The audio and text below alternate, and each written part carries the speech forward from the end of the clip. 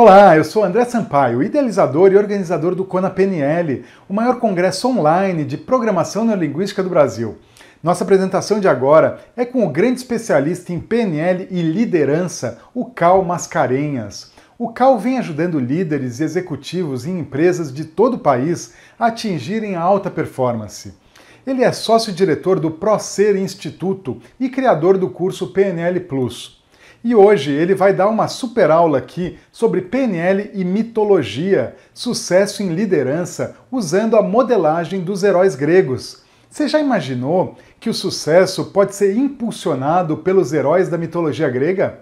Pois é, a PNL, a partir da técnica da modelagem, encontrou padrões de excelência nos mitos de Hércules, Aquiles, Ulisses e demais heróis gregos, e ele vai ensinar você a obter mais resultados na vida pessoal e profissional a partir do reforço às competências em liderança.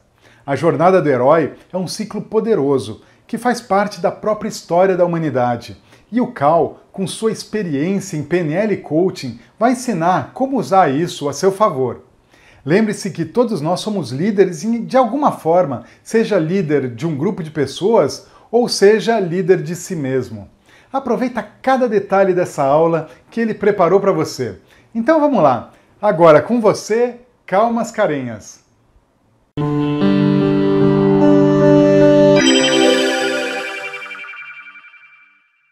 Olá minha amiga, olá meu amigo. Que bom que a gente está junto para conversar hoje a respeito de modelagem. Um dos pontos mais importantes que tem a ver com essa disciplina fantástica chamada programação neurolinguística. Eu sou Cal Mascarenhas, um palestrante, consultor, coach e um profissional que se dedica a ensinar pessoas a saírem de onde estão e chegarem onde querem chegar.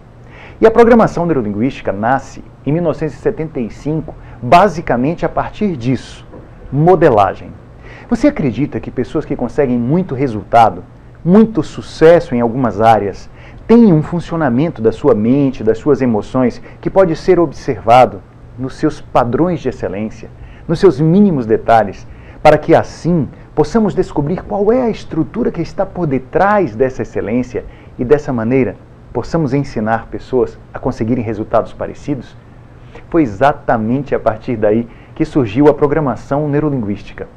Em 1975, pesquisadores como Richard Bandler e John Grinder, os dois grandes criadores da neurolinguística, se reuniram na Califórnia, Estados Unidos, para pesquisar pessoas que conseguiam muitos resultados.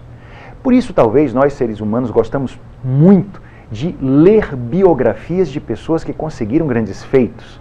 Nossa, na minha estante eu tenho muitas biografias de Einstein, de grandes generais como Napoleão, de pessoas do mundo das artes como Charles Chaplin, enfim, grandes figuras que a partir das suas próprias histórias de vida podem nos ensinar coisas que de repente darão certo na nossa vida, nas nossas próprias metas, nos nossos objetivos. Então, a neurolinguística se debruçou sobre os excelentes para descobrir coisas importantes a respeito da excelência. A neurolinguística, a PNL, melhor dizendo, é uma disciplina que trabalha muito com essa ideia do encantamento sobre as coisas que funcionam. E assim, esses dois pesquisadores, Richard Bandler e John Grinder, procuraram observar com muita atenção modelos de excelência. A partir daí, a neurolinguística nasce. Grandes cientistas se debruçaram sobre pessoas doentes para descobrir sobre a doença. A PNL se debruçou sobre pessoas excelentes e de sucesso para descobrir coisas importantes sobre excelência e sucesso. E, uma vez identificados esses padrões, é possível ensinar outras pessoas a conseguirem o mesmo. E como é que isso era feito? Em linhas gerais, eu quero neste vídeo ajudar você a entender algumas ideias sobre modelagem e a perceber um ponto muito interessante. Até mesmo mitos, lendas, ideias que estão dentro da nossa própria percepção de mundo e de humanidade desde os mais remotos tempos, podem também nos ensinar coisas importantes para a nossa vida. Os heróis gregos, você já deve ter ouvido falar sobre Hércules, Aquiles, Perseu, Teseu, esses grandes heróis gregos que conseguiram determinados resultados, vencer dificuldades muito difíceis, muito intensas. Eles conseguiram resultados impressionantes. E se nós modelássemos aspectos relacionados à vida destes heróis, será que daria certo? O que será que os heróis gregos podem nos ensinar e que hoje podemos colocar em prática na nossa vida? Conceitos, crenças, valores, pensamentos, ideias. Sobre tudo isso, nós vamos conversar a partir de agora. Primeiro ponto importante de um processo de modelagem. Vamos lá. Vamos ver aqui quem é o modelo. O que será modelado? Então, você define o modelo e a capacidade, a competência que esta pessoa tem, que merece o nosso olhar. Vamos imaginar, você pode observar, por exemplo, Albert Einstein e pensar, nossa, vamos modelar a competência matemática, o raciocínio lógico desta pessoa. Eu não iria, por exemplo, modelar em Einstein a sua competência de relacionamentos interpessoais. Pelo que as suas biografias apontam, Einstein não era um grande pai, um grande marido, mas nós podemos modelá-lo em alguns aspectos relacionados ao funcionamento da sua mente, dentro do âmbito do raciocínio lógico matemático, ok? Essa é uma característica interessante dos modelos. Eles não precisam ser perfeitos. Nós vamos modelar aquilo que nele é algo que chama a atenção, ok? Então, se você, por exemplo, descobre um padrão de excelência da criatividade de Walt Disney, vamos modelar este padrão de excelência. Não vamos modelar, por exemplo, o seu tino para negócios. Na verdade, na história de Walt Disney, o tino para negócios não era dele, e sim do seu irmão, Roy. Enfim, se deixássemos os negócios nas mãos de Disney, ele não conseguiria fazer a indústria que eles construíram, o grande estúdio, dar certo. Portanto, um modelo não precisa ser alguém perfeito em todos os detalhes, mas alguém que tem excelência em uma determinada área. Robert Dilts, um grande pesquisador da PNL, fez livros chamados, uma série de livros, né, na verdade, Estratégias da Genialidade. Nestes livros, ele pesquisou a vida desses grandes nomes, essas grandes pessoas, seres humanos geniais como Leonardo da Vinci, Walt Disney, Mozart, Freud, e a partir da pesquisa de como essas pessoas pensavam e funcionavam, ele começou a ajudar-nos a entender que nós podemos absorver essas competências e colocá-las em prática na nossa própria vida. Então essa é a ideia da modelagem. Quem é o modelo e qual é o aspecto que merece ser modelado.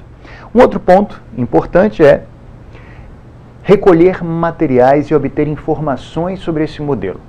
Então nós vamos ler os livros que ele escreveu, nós vamos ver o trabalho desta pessoa, nós vamos conhecer o que o mundo mostra sobre esta pessoa.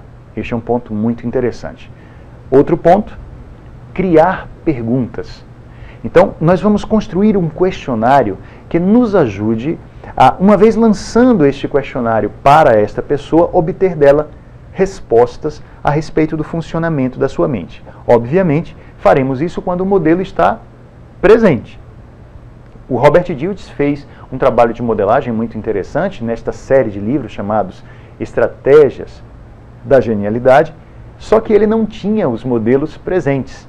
Ele fez com modelos que já tinham partido, pessoas que já haviam morrido, mas ele se debruçou sobre todo o legado dessas pessoas, os livros que ela deixou, os comentários de pessoas que o conheceram, que as conheceram, e então ele pesquisou a partir daquilo que está à disposição sobre a vida dessas pessoas para poder fazer o trabalho. Ele fez uma excelente coleta de dados e de informações para fazer o processo de modelagem acontecer.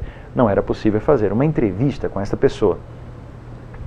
Então, depois que nós fazemos a entrevista, caso o modelo esteja presente e disponível, nós vamos perceber também o modelo em ação. A ideia é deixar o modelo agir e nós observamos.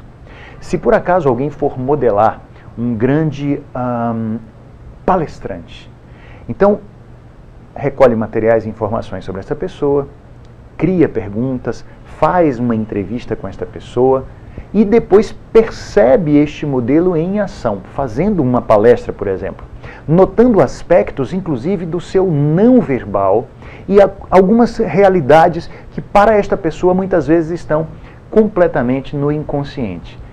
Alguém de fora percebe que ela faz coisas, que ela tem determinados tipos de comportamento, de estruturas, de atitude, expressões faciais, jeito, postura, olhares, enfim, ela tem competências inconscientes. E nós podemos, observando ou observando-a em ação, coletar estes dados. Depois nós vamos organizar este material sob a forma de um roteiro ou uma pesquisa de modelagem. Tá? Então, esta pessoa é alguém que nós escolhemos, alguém que nós identificamos como tendo, né, uma série de competências ou uma competência em especial. Esta pessoa nós chamamos de o modelo e a partir da pesquisa nós vamos descobrir os seus padrões de excelência. A partir de então, vamos fazer o nosso trabalho de pesquisa. Bom, enfim, é assim que a coisa começa, é assim que um trabalho de modelagem vai se efetivar, né, a princípio, tá? E, seguindo com essa ideia, faremos os nossos testes. O que seria testar? É buscar, né, colocar em ação as ideias que nós tivemos a partir do estudo, né? A partir da percepção desta pessoa. Então, se eu descobrir, por exemplo, que aquele grande palestrante, enquanto ele fala, ele se coloca com os seus pés plantados, né, no palco, e ele não fica rodando de um lado para o outro, e ele ali plantado, ele olha para toda a audiência e ele domina a audiência com seus pés meio que plantados no mesmo lugar. Isso me dá uma informação a respeito da sua competência. Se na entrevista, enquanto converso com esta pessoa, ela me diz que ela olha para cima e para a esquerda, formando um campo onde ela obtém imagens a respeito de coisas que ela planejou sobre aquela apresentação. Ela lembra, olhando para cima e para a direita, de gráficos que ela fez quando estava construindo o esboço da sua apresentação. Ela está me dando ideias, está me dando aspectos da sua performance que tem a ver com a sua excelência. E aí eu vou testar isso. Será que para mim isso funciona? Esses testes são muito valiosos, porque é possível que alguns padrões sejam padrões que deem certo na vida do modelo, mas que não dão certo na sua vida. Então, é interessante fazer esses testes, ok? Seguindo adiante, essa observação criteriosa, essa atenção ao modelo, tem muito a ver com uma isenção. Nós não vamos chegar com ideias preconcebidas a respeito do modelo, a respeito da excelência que ele obtém. Vamos chegar humildes, vamos chegar com vontade de aprender. O que essa pessoa pode me falar que talvez até contraria as minhas ideias prévias sobre a excelência dela? Beleza? Vamos lá. O Robert Dilts, grande nome da PNL, estudou Freud, estudou Leonardo da Vinci, Albert Einstein, Nikola Tesla, um grande físico, buscando os padrões de excelência dessas pessoas. Lembrem que essas já estavam fora do planeta quando ele começou esse trabalho de modelagem. E um ponto importante, suspenda julgamentos a respeito do modelo e a respeito de como ele consegue resultados. Esse é um primeiro ponto.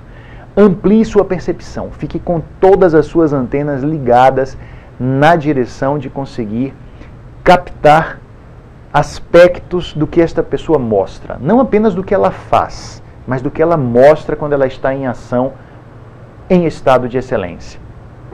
Outro ponto importante, registre.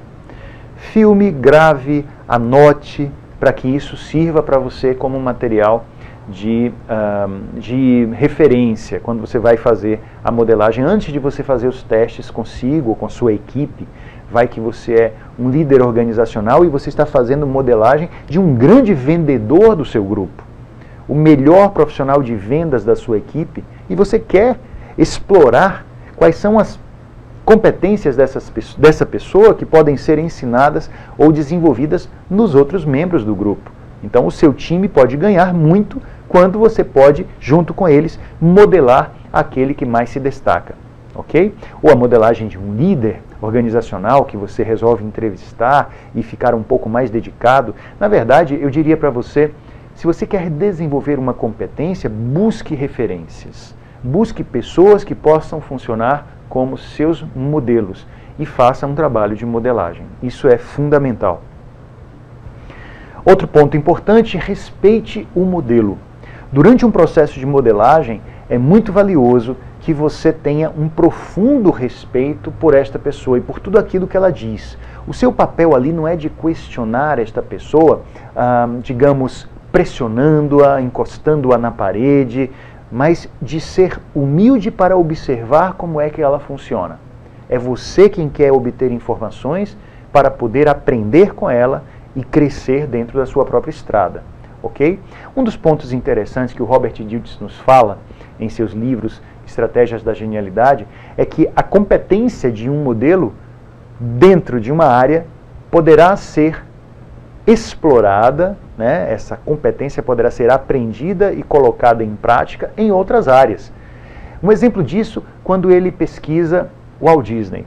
As estratégias de criatividade de Disney podem ser úteis, por exemplo, para um empresário dentro da sua competência, dentro do trabalho que ele executa, ok? Então, não apenas para pessoas que trabalham com a arte, e sim com pessoas que trabalham com o desenvolvimento de criatividade, por exemplo, na resolução de problemas. Valeria conhecer a estratégia da criatividade de Disney. Enfim, você pode buscar entender aquela competência naquele modelo e transplantar esta competência para outras áreas, tá certo? Vamos para este outro slide, onde eu estou me aproximando um pouquinho mais da ideia mítica, metafórica, simbólica e por que eu penso que os mitos dos heróis gregos podem nos ajudar e podem ser modelados. O próprio Robert Dilts nos faz, em um dos livros da série Estratégias da Genialidade, uma modelagem de um personagem, alguém que nunca esteve no mundo de carne e osso, em carne e osso, melhor dizendo. Trata-se de Sherlock Holmes. Como sabemos, Sherlock Holmes não é uma pessoa que existiu, mas uma criação de Arthur Conan Doyle. Tá? Então, o autor, Arthur Conan Doyle, foi o responsável pela criação deste personagem, Sherlock Holmes, que era um grande detetive, uma pessoa com uma capacidade dedutiva fantástica, com a habilidade de captar os pequenos detalhes. Provavelmente ele funciona com o metaprograma do detalhe e com uma habilidade incrível de articular dados para poder criar uma estrutura dedutiva e solucionar crimes. Na série de romances incríveis que o Doyle nos deixou, né, nós podemos perceber essa habilidade deste personagem, que na verdade é uma espécie de modelagem de um dos professores do Doyle, né, na escola e na faculdade. O que a gente pode tirar disso? apesar de não ser um personagem, uma pessoa de carne e osso, Robert Dilts fez também um trabalho de modelagem da competência e da habilidade dedutiva de Sherlock Holmes. E aí, se alguém pôde tirar uma grande competência num processo de modelagem de um personagem que nunca existiu, eu fiquei me perguntando o que os mitos gregos, o que os heróis gregos poderiam nos oferecer. Nós que somos líderes, nós que somos pessoas que queremos obter resultados, por que não conhecer um pouco mais da mitologia e descobrir nos heróis gregos ensinamentos importantes para a nossa vida? Imagine então um herói como Heracles, ou como também foi conhecido a partir do seu nome remodelado pelos romanos, Hércules. Heracles era aquele sujeito que foi criado por um deus, ou melhor, o chefão do Olimpo, Zeus, para que pudesse defender a humanidade dos monstros que ainda existiam por aqui e pudessem livrar o mundo das forças do caos.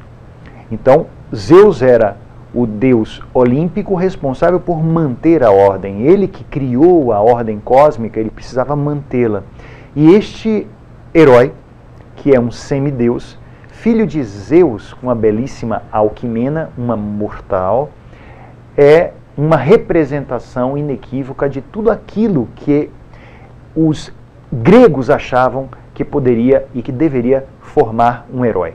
Mas vamos pensar a respeito dessa ideia, tá? Então, eu vou trazer para vocês uma perspectiva de pessoas que estão à frente de grupos, pessoas que querem mudar um pouco as coisas no mundo, irão mexer, eu digo, irão tocar coração de outras pessoas. Você é alguém que quer obter resultados? Você é alguém que quer fazer negócios darem certo, construir objetivos, metas, fazer coisas grandiosas, ou mesmo que não sejam grandiosas para o mundo, mas são grandiosas para você? Os seus resultados são resultados que não dizem respeito apenas a você, dizem respeito a todos aqueles que de alguma maneira serão tocados por aquilo que você fizer. Então, você é uma pessoa que toca corações de outros seres humanos. Não estamos livres da realidade de que seres humanos afetam outros seres humanos. Pelo simples fato de eu estar lhe oferecendo esses conceitos, esses conhecimentos agora aqui na aula, nesta mini palestra, nesta aula, como queira chamar, eu já estou afetando sua vida. Você que está aí deste lado, me assistindo, o próprio fato de você existir, você já afeta a minha vida. Seres humanos afetam seres humanos. Então, que tipo de afeto nós queremos gerar para as pessoas que estarão em contato conosco e com o nosso trabalho? Seres humanos tocam os corações de outros seres humanos. Esta é uma realidade importante.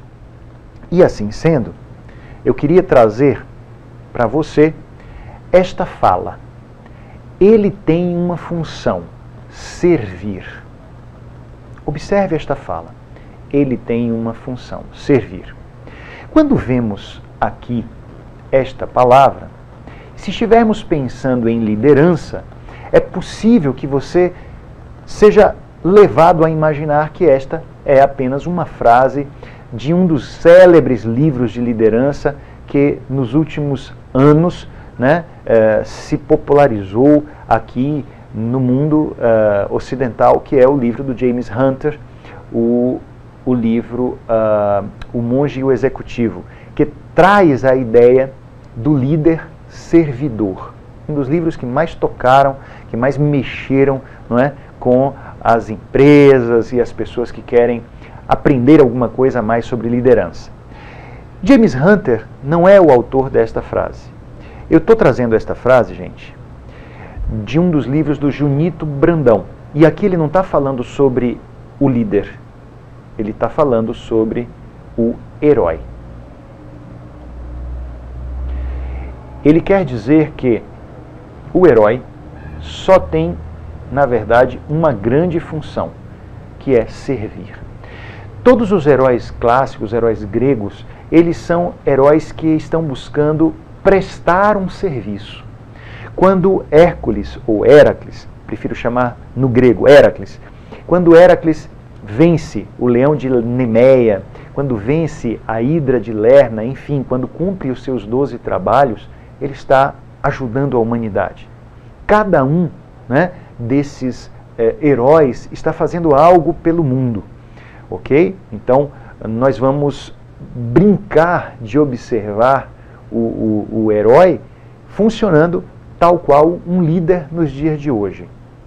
O grande papel dele é servir. Junito Brandão traz as reflexões sobre os heróis gregos no livro 3 da sua série de livros chamada Mitologia Grega. Para quem se interessa, é uma coleção muito, muito, muito boa e muito interessante, ok? Bom, vamos aqui. Mitologia. Por que essa ideia me fascinou? Mitologia vem da palavra mito, que significa palavra ou narrativa. Então, quando eu falo sobre mitologia, eu estou falando sobre uma narrativa oral que veio desde os mais remotos tempos e que muitas vezes se perdeu na história de sua origem, de onde ela partiu. Muitas vezes nós não podemos saber. Nós temos, por exemplo, Hesíodo nos contando a teogonia, como surgiram os deuses, como surgiu o mundo, né, a partir do pensamento grego, mas nós temos um Hesíodo que nos conta a partir de uma ideia que ele diz ter sido vinda através de uma revelação divina, né? Musas contaram para ele, para que ele pudesse contar para o restante da humanidade. Então, é uma coisa que vem e que passa, né, pelas diversas idades da nossa humanidade. E mais que isso, não tem um caráter da mentira, da lenda, pura e simplesmente. O mito é algo que é tão incorporado à nossa forma de ser, que ele vale para nós ao ponto de nos orientar às próprias existências. É possível que nós vivamos os mitos gregos. Tem gente que está vivendo o mito do herói de uma forma negativa. Há outras pessoas que estão vivendo o mito do herói de uma forma muito enriquecedora e positiva. Ou seja, é você quem vai perceber como você está incorporando, cristalizando o mito em você. Vamos lá. Observe esta cena. Aqui é uma cena que eu retirei do filme Os 300, né? Falando sobre os 300 de Esparta, um pequeno exército que precisava enfrentar um exército muitas milhares de vezes maior que ele. Então, o exército de Xerxes, na Guerra das Termópilas, os persas estavam vindo para enfrentar os 300 de Esparta. Os 300 de Esparta, guerreiros, muito aguerridos, muito corajosos, e esta é uma característica importante do herói e do líder. Gostaria de lembrar a você, se você é um líder, uma característica importantíssima do líder é a sua coragem. E aí, essa coragem nesta cena fica muito evidenciada quando vem um soldado da Trácia e olha para esses 300 de Esparta e diz: realmente vocês querem enfrentar o exército de Xerxes? Ele é muito numeroso, ele é gigantesco, vocês não terão a menor chance. Dizem que se todos os arqueiros de Xerxes resolverem lançar suas setas ao mesmo tempo, isso seria, a massa de setas, de flechas, seria tão grande que cobriria o sol. Aí acontece uma coisa interessante. Um dos soldados de Leônidas, um dos soldados dos 300 de Esparta, olha para este homem e diz: que bom, se eles são capazes de cobrir o sol, nós os enfrentaremos lutando na sombra. Era como se ele dissesse assim: para mim pouco importa, o que eu quero é lutar, e vou lutar na sombra, não é isso? Então, Essa é uma coragem interessante, uma coragem importante para quem está querendo conseguir resultados. Uma coragem para importar-se de homens heróicos como esses que as histórias gregas nos trazem. Com um detalhe, alguém diz assim, eu gostaria de ter soldados assim corajosos no meu grupo. E eu digo que a melhor forma de ter pessoas corajosas em nosso time é que nós próprios mostremos a nossa coragem. Em se tratando de seres humanos, o semelhante atrai o semelhante. Portanto, se você quer congregar pessoas corajosas, aguerridas, capazes no seu grupo, seja uma pessoa assim. O líder normalmente é alguém que multiplica ações naqueles que o cercam. Talvez isso faça sentido para você. Então, esta é a fala de Dionex, que é este soldado. Ótimo, combateremos a sombra. Manda ver, venha cá. Ah, sim, tem um momento em que Xerxes olha para Leônidas e diz, deponham suas armas. E Leônidas, diante daquele exército que era muitíssimo maior do que o seu, diz, venham pegá-las.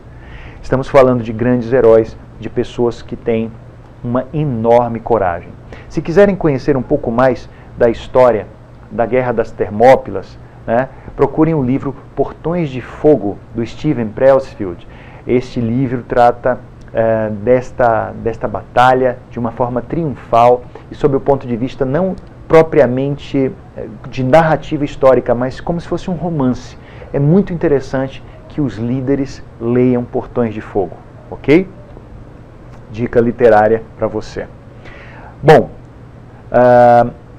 heróis existem muitos. Está aqui o Homem-Aranha, está aqui o Superman, Batman, Mulher Maravilha. Esses são os heróis que nos povoaram o imaginário na infância, na adolescência ou até nos dias atuais. Esses heróis, eles trazem características muito interessantes. Se nós formos pensar o que significa a palavra herói, tem muito a ver com aquele que consegue feitos que as pessoas normais não conseguem. Então, poderíamos dizer que os heróis, não somente os gregos, mas os heróis dos tempos modernos, eles são pessoas com padrões de excelência. São pessoas com grandes competências que merecem ser conhecidas e modeladas. Frodo, Senhor dos Anéis, Harry Potter, a Katniss Everdeen, de Jogos Vorazes, todos eles trazem grandes virtudes, grandes competências. Aqui eu mostro para vocês o Héracles vestindo o pelo, a pele do leão de Nemeia. Um leão aparentemente invencível que Hércules consegue vencer. Mas esse leão tinha uma pele, o pelo dele era intransponível, não era possível se cortar este pelo, com essa pele dele com espada, faca, qualquer objeto pérfuro cortante. Então, a forma como Hércules tem de vencer este animal mítico, o leão de Nemeia, é abraçá-lo e dar um golpe que o sufoca. E é por isso que este golpe que sufoca o adversário é chamado de golpe mata-leão. Tá certo? Às vezes nós usamos até alguns termos que têm a ver com a mitologia sem saber de onde eles vieram. Esse golpe mata-leão, que sufocou e matou o leão de Nemeia, foi o golpe que Hércules usou. E depois ele precisa da pele do leão para se proteger dos próximos perigos que ele enfrentará na caminhada. Mas como é que ele pode, então, cortar e extrair e arrancar esta pele se ela é intransponível? Aí ele vai usar as garras do próprio leão, né? Então, com as garras do leão, ele vai rasgar essa pele e conseguir. Isso, miticamente, também traz uma importante lição para nós. Quando nós passamos por uma dificuldade, que nós saibamos aproveitá-la. Então, um Hércules que se veste com a pele do leão para se proteger, porque ela é intransponível, isso significa também eu me visto e eu utilizo aquilo que me foi uma vitória anterior para as minhas próximas vitórias. Porque assim, eu protegido com esta pele, eu não vou ser atingido por qualquer tipo de seta, faca ou espada. Eu ganhei algo com a dificuldade que enfrentei anteriormente. Essa é uma coisa para ser modelada. O líder vai modelar isso. Outro ponto importante, vamos ver aqui. O que nós estamos fazendo aqui hoje neste bate-papo? Bom, uma pergunta interessante é essa aqui, ó. O que faz alguém ser um herói? Quais são os verbos do herói? E os passos da jornada do herói. Então, nós vamos meio que brincar e passear por essas coisas dentro desse nosso papo de hoje. Então, já começamos a ver alguns aspectos que fazem alguém ser o herói, que é a sua coragem, tá? Os verbos do herói e os passos da jornada. Mas vamos lá, vamos começar pelo número 1, o que faz alguém ser um herói. Bom, nascimento. Nascimento. Dentro do próprio nascimento, na história da construção da vida de alguém, ela pode perceber que ela tem meio que sinais daquilo que vai acontecer na sua história. Ou dificuldades muito grandes, ou grandes ferramentas que estão ali à disposição no seu nascimento. O herói Héracles, ele vive uma coisa impressionante. Ele é fruto de uma relação, como falei, de Zeus com Alquimena, a sua mãe. Alquimena, uma mortal, Zeus, um deus. Zeus tinha uma grande queda pelas mortais, tá? E virava e mexia, mesmo sendo casado com uma deusa, Hera, o nome dela era Hera, ele pulava a cerca com as mortais, tá? E ele queria muito deitar-se com Alquimena, a belíssima Alquimena. Só que havia um detalhe, Alquimena era muito fiel ao seu marido, que se chamava Anfitrião. E aí ele sabia que ele não ia ter chances com Alquimena. Mas havia um detalhe do casamento de Alquimena e Anfitrião. Eles estavam juntos, eram casados, mas eles nunca tinham tido noite de núpcias. Porque Alquimena disse para ele, se você quiser deitar-se comigo, você primeiro precisa vingar a morte dos meus irmãos. Ela queria que o seu marido fosse para uma batalha, vencesse essa batalha, para que só depois pudesse deitar-se com ela. E aí ele, amando sua esposa loucamente, ele sai e vai com o seu, uma espécie de guarda-caças, uma espécie de companheiro de jornada, que é o sósia. E os dois vão juntos para esta guerra. Alquimena fica sozinha. Depois de algum tempo, Zeus se disfarça do marido dela. Zeus se consubstancia. Então ele assume as formas do marido de Alquimena, que era o anfitrião, para poder chegar ao lar de Alquimena como se fosse o marido dela voltando da guerra. Tá? Então ele vai com Hermes, um outro deus do Olimpo, disfarçado de sósia, daí temos a ideia de que sósia é alguém que parece com o outro, mas não é, e os dois voltam como se fossem exatamente sósia e anfitrião, e na verdade eram Hermes e Zeus disfarçados, tá? Com as mesmas formas dos dois. E quando chegam à casa de Alquimena, ela fica surpresa e pergunta, e como foi a batalha? E ele diz que tinha vencido a batalha, e fala detalhes da batalha, e mostra objetos que ele conseguiu trazer para comprovar que ele havia estado na batalha. E aí Alquimena, então, coloca a sua lingerie, e os dois vão ter a primeira noite de núpcias. Só que não era o marido, era Zeus. E Zeus, tão interessado em que Alquimena tivesse um filho com ele, ele queria tanto que aquela noite fosse especial, ao ponto de, a partir dela, um filho ser gerado, um filho semideus, daquela mulher muitíssimo especial, que ele pede a Apolo que não passe o carro do sol. Ou seja, pede que aquela noite não acabe. E aquela noite dura 3 dias inteiros.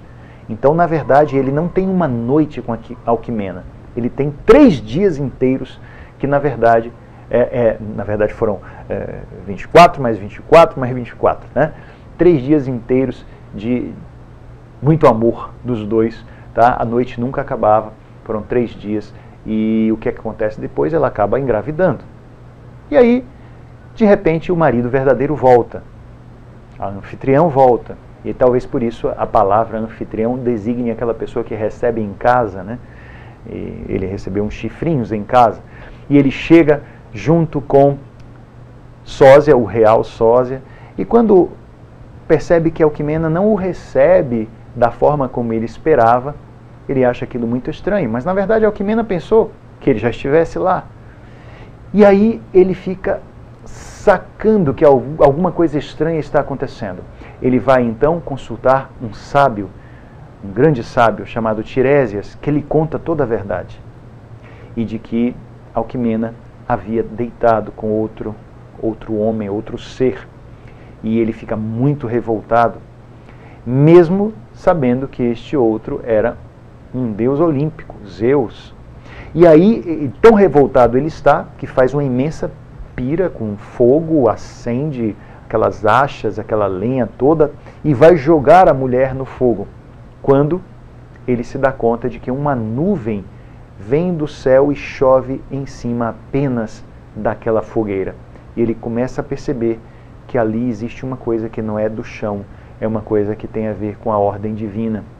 E ele pede desculpas a Alquimena, começa a considerar essa coisa de que ela realmente esteja, não é, ali a conceber um filho divino, um filho de Zeus. Ela explica a ele que na verdade ela não teve culpa alguma, que Zeus havia chegado com a forma dele, de anfitrião, e no fim eles se perdoam mutuamente. E finalmente ele tem uma noite com a própria esposa. E é muito engraçado que a mitologia mostra essa concepção como a concepção de gatos e alguns cães, que às vezes a gatinha ela tem numa mesma ninhada gatinhos que são filhos de pais diferentes, né? Para os gatos isso é muito comum.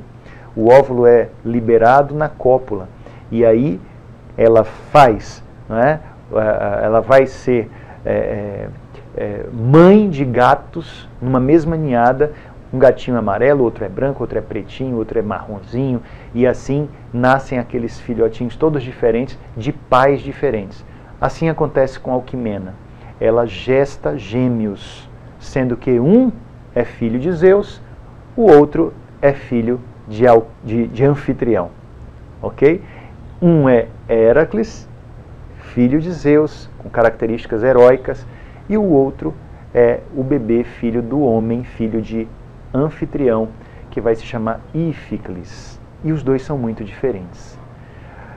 Há um momento em que Hera, a deusa esposa de Zeus, fica revoltada sabendo que, mais uma vez, seu marido havia pulado a cerca e deitado-se com uma mortal, e ela manda 2 serpentes venenosas para... vou até antecipar aqui, manda 2 serpentes venenosas para o berço dos bebês. Tá? Então, estão lá embaixo na terra, né, na casa de Alquimena e Anfitrião, Hércules, bebezinho, e Íficles. E Hera manda 2 serpentes para o quarto dos bebês. E enquanto Íficles dana a chorar com medo das serpentes, Hércules, ainda bebezinho, pega a cabeça das 2 e as esmaga, já mostrando desde a mais tenra infância que ele de verdade era filho de um deus. Tá? Há um momento interessante também em que o pai, Zeus, pede para que durante o sono da esposa Hera, Hércules seja levado até o Olimpo e colocado no seio de Hera, para que ele sugasse um pouco do leite de uma deusa. Zeus sabia que se ele fizesse isso, ele teria força, poder muito maior que os poderes de um humano. Quem sabe até pudesse se tornar um imortal. E quando colocam Zeus, bebezinho, para sugar o leite de Hera, ele, com a sua força já muito intensa, suga com tanta voracidade que o leite esguicha e, a partir das gotas do leite esguichando no céu, esta é a Via Láctea sendo formada. Gente, eu viajei aqui no mito de Héracles justamente para trabalhar com vocês alguns aspectos, né, da própria construção do herói. Então, nós podemos ver, né, o que faz alguém ser um herói, tá? Então, e um líder também, né? Concepção e nascimento é um primeiro ponto importante. Que coisas na concepção de um líder, na concepção, no nascimento da sua função, ou até no nascimento da sua pessoa, podem representar aspectos que são garantidores de que você será uma pessoa a se destacar no mundo. Use isso a seu favor. Então, se você que está me escutando, assistindo essa palestra, tem uma história de vida em que o nascimento, o seu nascimento, a sua infância, foram momentos carregados de muita dificuldade, de muita ameaça, inclusive ameaça até a própria vida, como no caso de Hércules ou Héracles, que bebezinho teve que enfrentar 2 serpentes. Enfim, se você teve pobreza, dificuldade, situações muito difíceis, doença, essas coisas todas que acometem um bebezinho na chegada ao mundo, não entenda isso como algo ruim. Entenda isso como um pedaço da sua história enquanto herói. Todos os heróis têm nascimentos e infâncias cheias de perigo, né? Nascimento complicado ou difícil, ou uma infância com características de ameaça a essa vida. Outro ponto importante, quando Héracles, já no enfrentamento dos seus trabalhos, ele precisa vencer a Hidra de Lerna. Nessa gravura que aqui vemos, ele está tentando matar este monstro terrível de muitas cabeças, só que quando ele decepa uma cabeça, imediatamente surgem novas cabeças. Havia apenas uma cabeça que ficava no centro, que era uma cabeça que poderia, uma vez sendo cortada, não a voltaria, mas ele nunca sabia qual era. Então ele cortava uma cabeça, voltavam novas cabeças, cortava uma cabeça, voltavam novas cabeças, e enfim, ele precisou também de uma outra característica: ajuda. Então um líder e um herói não são seres que podem vencer as suas dificuldades sozinhos, tá? Então, se você é líder, incorpore este aprendizado da competência dos heróis gregos. Tenha ajuda, peça ajuda. No caso de Héracles, a ajuda vem do seu primo, que está aqui representado na gravura, ajudando Héracles no momento em que uma cabeça é cortada. Ele vem com uma acha de fogo, uma tocha, e cauteriza o coto da cabeça cortada para que ela não possa nascer de novo. Então, Héracles só vence a Hidra de Lerna com a ajuda do fogo e com a ajuda do seu primo, que está ali para fazer este trabalho.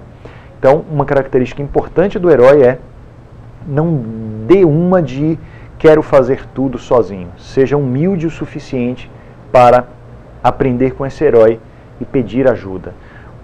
Outro aspecto daquilo que faz alguém ser um herói e um líder é exatamente esse aqui, que é: seja alguém que pede ajuda. E a outra coisa é, aqui, trabalha com sinergia, né? Esteja com. E aqui é a dimensão dos vilões.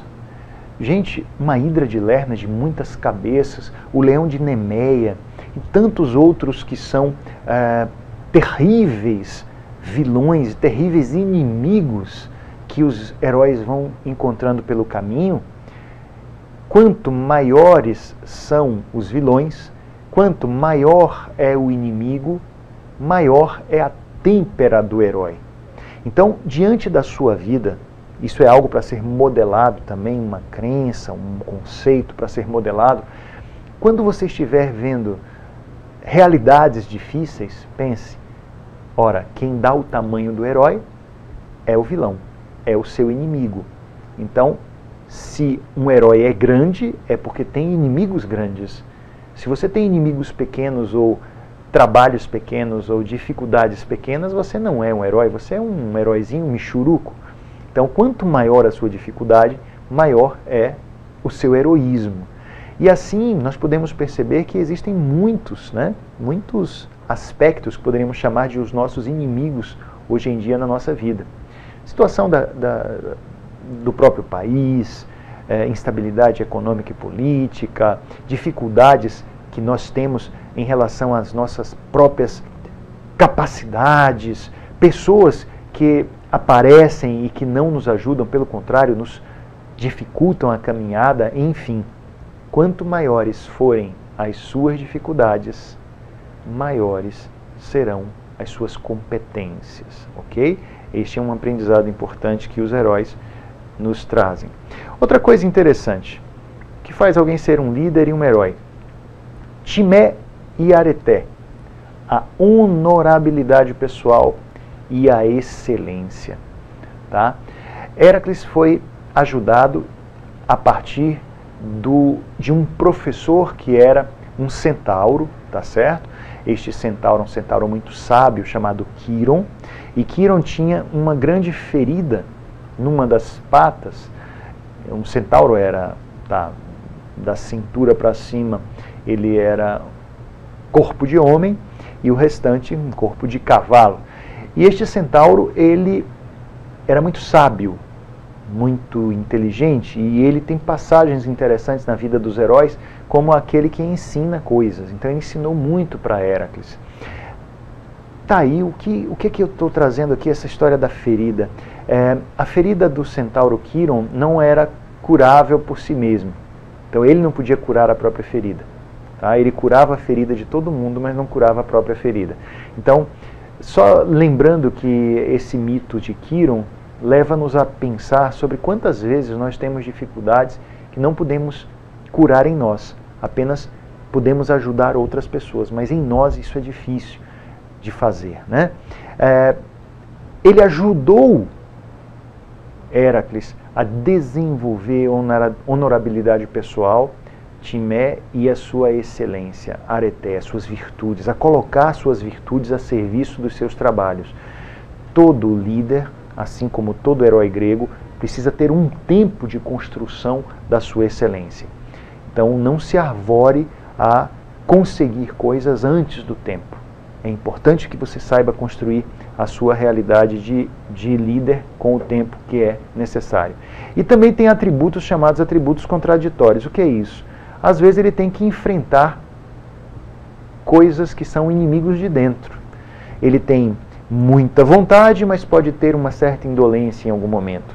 Ele tem uma grande vontade de servir, mas em outros momentos tem uma grande violência e acaba ferindo quem está ao seu redor.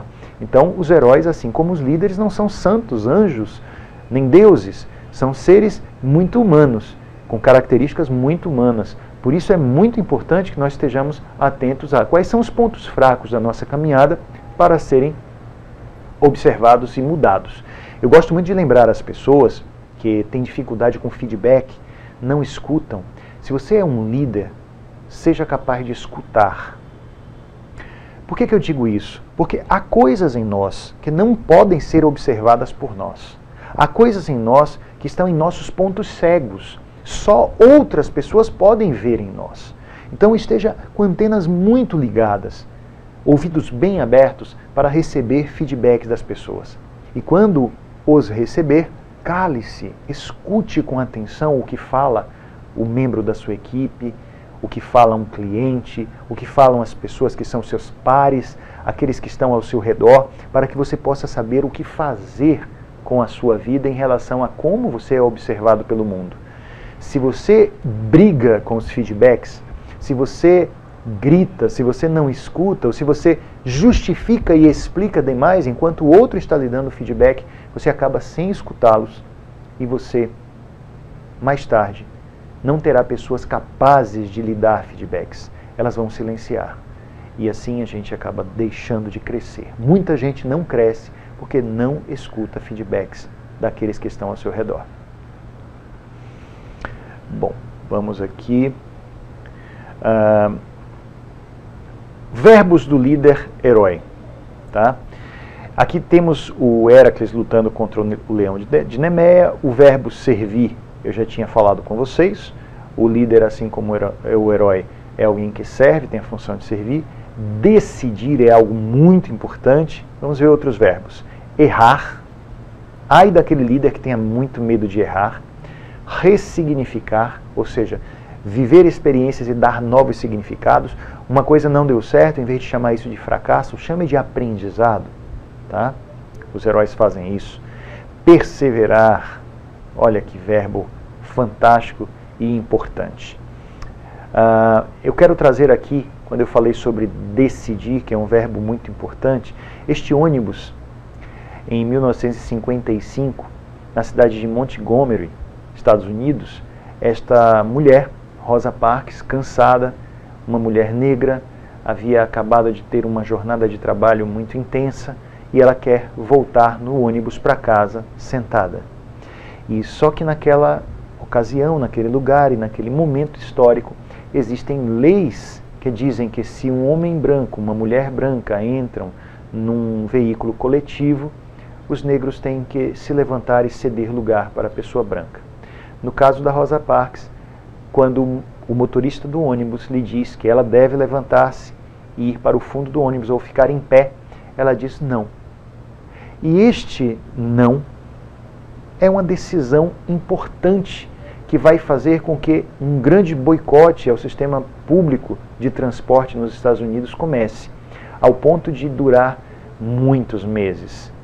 E não só pessoas afrodescendentes, mas outras pessoas de etnia diferente começam a ajudar neste grande boicote que faz com que as empresas estejam à beira da falência. Enfim, as empresas de ônibus não podem se sustentar se todo mundo resolve fazer os percursos a pé, ou de carona, ou de carro, ou de cavalo, nesse grande boicote a esta lei que era uma lei de segregação. E assim, um movimento que começa a ser encabeçado por Martin Luther King, outros pastores e outras pessoas de peso nos Estados Unidos, vai fazer com que as coisas mudem. E tudo começou com esta decisão de uma mulher que resolve dizer não, eu não quero. Ela se torna uma grande heroína dos direitos civis americanos. A desobediência civil começa a se mostrar de uma forma muito inteligente e interessante, trazendo resultados importantes. A decisão de dizer não, muitas vezes é importantíssima para um líder.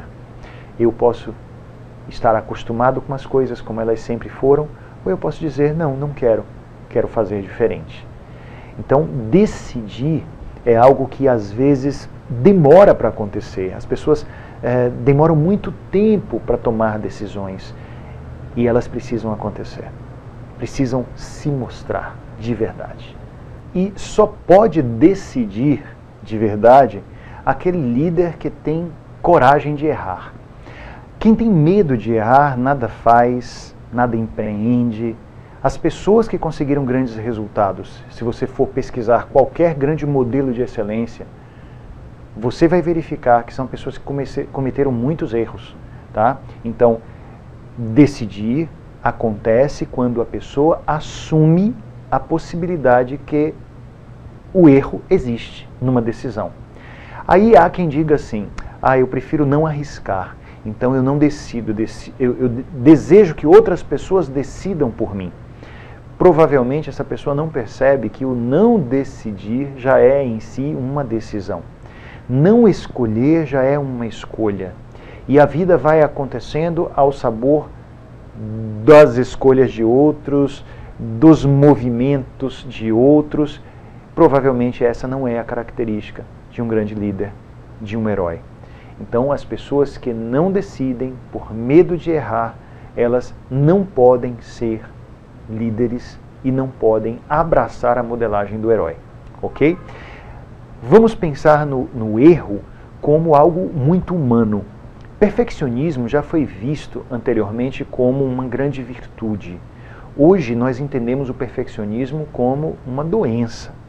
Então, pessoas que são muito perfeccionistas costumam preferir não fazer do que fazer e ameaçar aquela ideia, aquela construção de possibilidade ideal que elas conceberam. Isso é péssimo, porque assim, no não fazer, para não correr risco de que não chegue àquele ponto ideal, não fazendo ela nunca aprende, ela nunca se desenvolve. Portanto, perfeccionismo é algo para a gente cortar. Os heróis gregos, eles agiam, eles decidiam e muitas vezes eles erravam, tá? Mas eles estavam sempre fazendo. E uma vez que errassem, eles poderiam ressignificar, que na ideia da programação neurolinguística é dar um novo sentido, dar um novo significado àquilo que aconteceu. Portanto, para a PNL, não há fracasso, só há resultados. Então, se eu fiz algo e cheguei onde eu queria chegar, consegui resultado, tive sucesso. Ótimo. Se eu fiz algo e não cheguei onde eu queria chegar, eu não obtive um fracasso, e sim um aprendizado. Só podem existir, portanto, resultados ou sucesso ou aprendizado. Se eu não cheguei onde eu queria, eu posso tirar dessa experiência algo muito importante para tocar a minha vida e para não cair lá adiante. Então, essa é uma ideia de ressignificação muito valiosa, tá certo? Então, errar é importante, ressignificar é importante e perseverar. Perseverar tem muito a ver com a história de um outro herói, e na verdade uma heroína grega chamada Psique. A gente falou de heróis homens, né? Héracles, etc. Mas vamos perceber a ideia de Psique, que ela é uma história muito linda, espero que em algum momento eu possa desenvolvê-la com mais calma, mas há um momento em que Psique ela recebe do seu marido uma orientação: nunca me enxergue, nunca você poderá me ver. E eles sempre se encontravam no escuro, num imenso castelo para onde ela foi levada. E quando ele chegava, no escuro, quando a noite já havia se instalado ali, com as cortinas fechadas, eles tinham noites de amor muito intensas, tórridas. Mas no dia seguinte, quando o sol começava a nascer, ele ia embora. Então ela nunca via o marido, que na verdade era Eros, o deus do amor. E aí, Psique um dia, recebendo umas orientações das suas irmãs, resolve acender uma candeia de azeite. E quando Eros está adormecido, ela acende aquela candeia e percebe, espantada, que ela era a esposa do próprio Deus do amor. Está ali aquele jovem belíssimo e ela fica tão encantada e tão impressionada que ela treme a mão e algumas gotas do azeite fervente caem em Eros, no ombro de Eros, acordando-o do seu sono. E como ele percebe que ela traiu aquele pacto que eles tinham acordado, ele sai voando e vai embora. Ele era um anjo, uma espécie de ser alado, esse Deus, essa divindade grega era um ser parecendo um anjo, um jovem alado. E ele vai voando. E aí Psique agora quer recuperar o amor. Psique, que é a alma humana, o nome Psique, e Eros, que é o amor, estão agora numa busca, num momento de busca. Ele fugindo e ela atrás. E ela vai ter que vencer dificuldades, ela vai ter que enfrentar desafios e trabalhos no mito para conseguir chegar ao amor. No final, ela consegue. E trata-se aí de muita perseverança. O líder, assim como os heróis e heroínas da Grécia, precisa ser perseverante, enfrentar os desafios, buscar e cair e levantar. Algumas situações de enfrentamento que Psique vive no mito são incríveis, tá certo? Então eu já tive alguns momentos em que eu falei sobre esse mito, vocês podem ver lá na nossa página alguns papos no Periscope e algumas lives que eu fiz a respeito de mitologia e filosofia, fazendo links com a nossa vida, com a nossa realidade, tá? Então, dê uma procurada neste mito de Psique em busca de Eros, que é um mito muito interessante para nós líderes, para nós seres humanos que queremos crescer, aprender e mudar. Bom, vamos pensar agora naquele ponto 3, que eram os passos da jornada. Então, existirá um caminho, existirá uma jornada, existirão passos dessa jornada? Sim. Aqui nós temos o herói Perseu, que venceu a Medusa, cortando-lhe a cabeça. A Medusa, uma górgona com cabelos de serpente, para quem o olhar de qualquer mortal fazia com que ela, cruzando-lhe o próprio olhar, esse mortal se transformaria em pedra. E Perseu consegue, numa artimanha, vencer a Medusa, cortando-lhe a cabeça. É interessante porque ele tem um escudo polido e ele consegue localizar a Medusa olhando pelo escudo, que funcionava como um espelho. Então ele consegue atingi-la sem precisar olhar para ela diretamente, tá? E é muito curioso como, uma vez com a cabeça da Medusa, dentro de um saco, ele vence outros inimigos, apresentando aquela cabeça cortada, transformando os seus rivais em pedra. Bom, Perseu, mais uma vez, demonstra uma habilidade dos heróis gregos, que é usar a conquista de um desafio anterior para os próximos desafios, para os próximos trabalhos, as próximas dificuldades, que eu acredito que é uma característica para ser modelada. Líderes, vencer uma dificuldade, use o aprendizado dessa dificuldade, ou use a própria dificuldade para os próximos desafios. Mas um caráter interessante tem a ver com essa escultura que está em Florença, representando este herói. Tá? Perseu carrega a Medusa nessa escultura, e é muito interessante notar, observem, deixa eu voltar aqui, vamos voltar aqui, vamos observar peraí, eu errei aqui, gente, vamos observar exatamente isso aqui. Eu quero pedir para você que você note como o escultor Cellini fez o rosto de um e de outro. Praticamente as mesmas feições. As feições de Perseu são quase idênticas às feições da Medusa.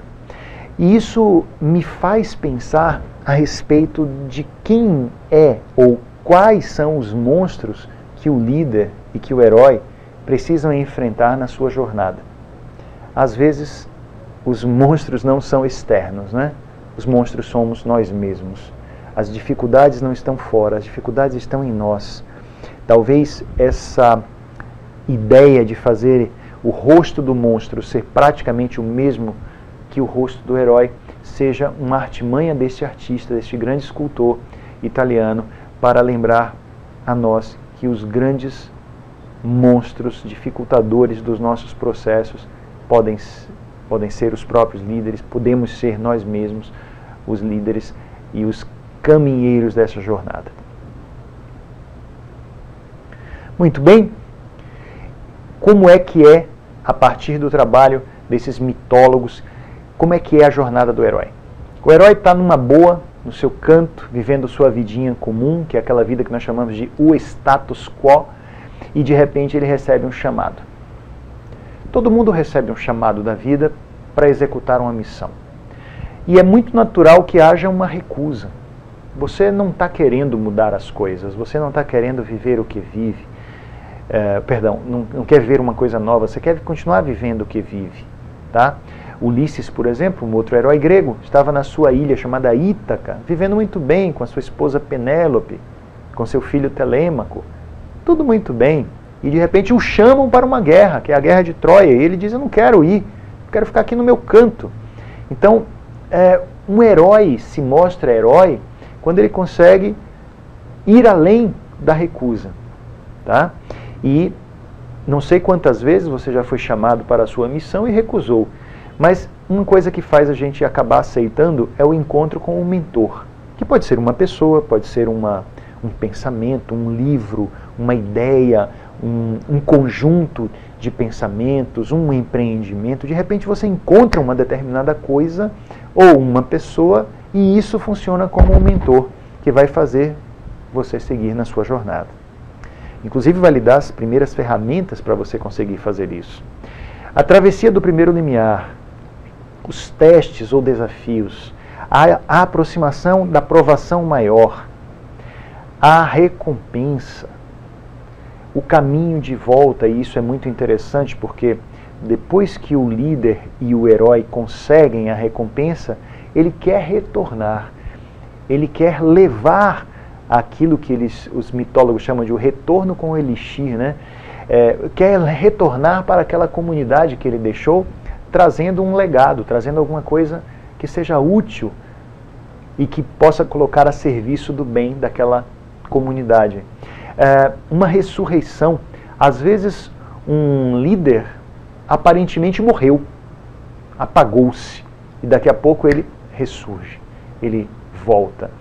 Se nós formos pesquisar até mesmo as histórias dos grandes mestres religiosos, espirituais, tem aspectos que se assemelham à jornada do herói. Não estranharia se você pudesse observar aqui, em algumas dessas passagens, até mesmo a própria história de Jesus Cristo, não é? De grandes nomes da história, ou grandes mestres espirituais que passam por realidades muito parecidas com essas que eu estou te mostrando a vocês. E por fim, quando ele retorna com um legado, com um elixir que a gente chama, com alguma coisa, é possível que ele já esteja começando a se aprontar para uma nova jornada. Enfim,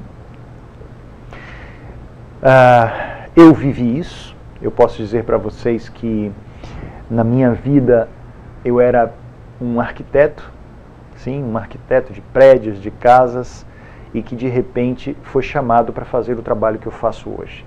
Então eu sou hoje um palestrante que vou às empresas, lembrar que existe filosofia, que existe coaching, que existe PNL, que existe a mitologia, que tudo isso pode estar a serviço do crescimento, da transformação de pessoas e de equipes.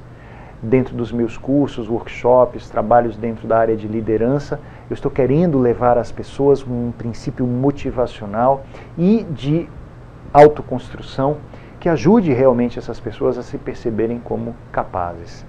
E eu digo para vocês que eu tive momentos assim lá atrás em que eu queria recusar isso. A vida me chamava para essa jornada e eu queria apenas estar na minha prancheta, fazendo os meus projetos, como arquiteto, e de repente eu percebi que não dava. Eu era alguém que estava sendo chamado para ser um arquiteto de gente e deixar de lado a arquitetura de prédios e de casas, para ser um arquiteto de pessoas, de empresas, de vidas, que foi aquilo que a minha jornada heróica me possibilitou. E assim, se vocês quiserem conhecer mais sobre os meus trabalhos, procurem Instagram, nas redes sociais como Facebook, Instagram, Periscope, que está sendo assim uma grande forma de espalhar nossas ideias para pessoas do mundo inteiro. Baixem esse aplicativo, ele é muito interessante. O canal do YouTube, que já tem muitos vídeos, muitos materiais. Se vocês quiserem conhecer um pouco mais dos nossos trabalhos, estes são os sites: calmascarenhas.com.br, procerinstituto.com.br. O Procer é um instituto que eu e a minha sócia desenvolvemos, criamos há mais de 20 anos. O nosso contato por e-mail adm@procerinstituto.com.br e os nossos telefones estão aqui. E para finalizar, lembra que eu falei que um líder é alguém que toca corações? Gostaria que você imaginasse até a palavra coração em inglês, heart. É muito curioso quando colocamos esta palavra junto com a palavra earth, terra. Então, coração e terra, quando colocadas juntas no idioma inglês, mostram uma coisa interessante. Não sei se você nota. O que essas duas palavras juntas estão mostrando para você?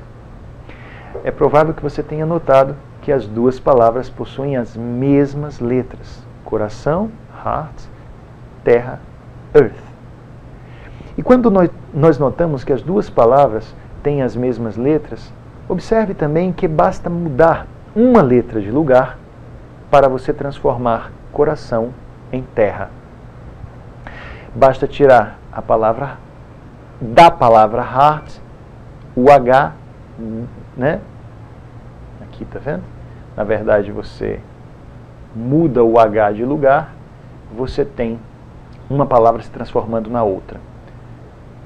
Se eu tirar o H do último lugar e colocar em primeiro na terra, eu transformo a terra em coração. Essa é uma ideia interessante, eu fiquei viajando nesse pensamento. Que H é esse que, se eu tirar do último lugar e colocar em primeiro, eu transformo a Terra, o planeta, num imenso coração?